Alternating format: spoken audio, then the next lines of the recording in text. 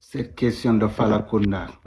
vous aimez trop les détails quoi. En déjà hay Fulakunda a salima windu de hala ba anuya Falakunda et nous sommes tous des points final hors sujet. Hors sujet. Do hay on jabade commentaire ji walla e vidéo ji han gande yimbe be ko lebatanin horobe lebatanin e hokobe lebatanin hodumbe lebatanin. C'est mieux quoi.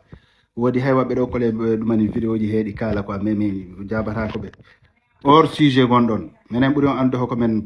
o pullo quoi fami min comme d'ailleurs comme artiste mi wadi dum e son wona son goto wona son ji didi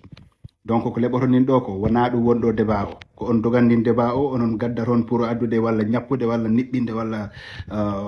wadde détourner yimbe be wona dum halte nin do ko halte nin do ko question de représenter goto yo ko do mun watta représenter fami an wada représenter ma hatta men watte représenter do amen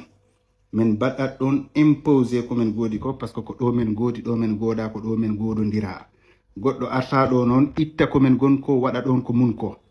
par ce que min jahiro woɓɓe han komin tawta woɓɓe goɓɓe tawri men ga amen han min tawta ɓe kala never ɗum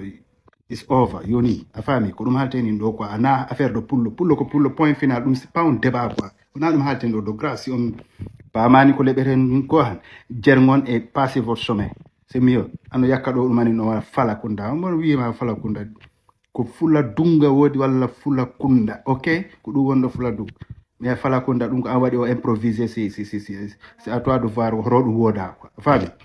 ɗo wona probléme pullo wona goto walla pullo e pullo ko ɗum nangam non faami ɗo question o ko fula dunnaɓe ɓe godi ɗum ko ɗum woni ɗo faami o pullo fula dunnajo o yaha to Guinée Konakiri wiya ko kañ wodi toon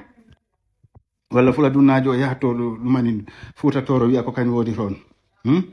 awa piiwɗi nin woodi ɗi anda pullo ko pullo kono fula dunnajo ɗi woodi pullo furawo ɗi woodi pullo Fuuta Tooro ɗi woodi pullo ɓundunke o ɗi woodi ainsi de suite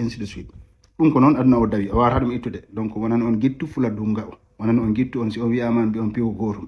après goto jooɗo to nanga ko mon ko faali wat momtude ɗum waɗum supprimer it's over nana yimɓe kala wona on wadde tourné yimɓe ɓe way s'il vous plaît